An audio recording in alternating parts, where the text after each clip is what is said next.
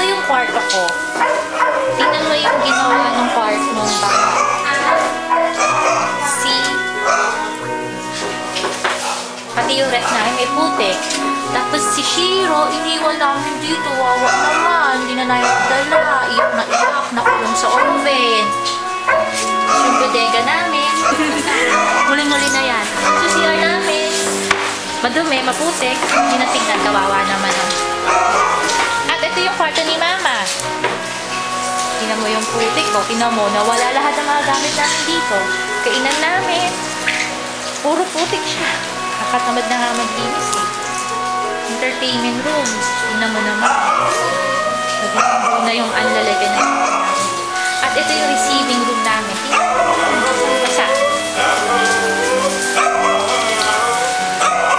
Tingnan mo yung ating wawak ng mga jambos. Kalimutan videohan yung kwarto ni Kuya. Ayaw kasi pasukan ni Kuya yung kwarto niya. Ito siya.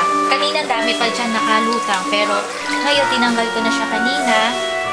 Ito, nakabaksak. Tingnan nyo naman.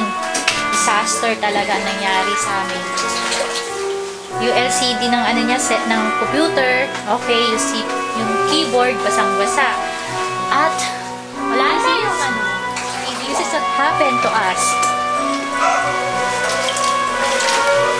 Sana.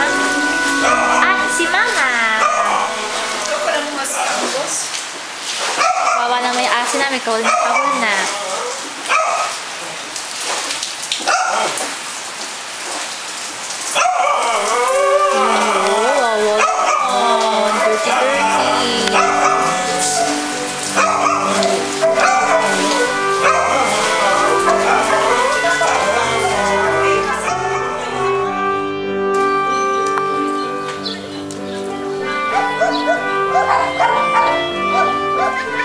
Isa pa?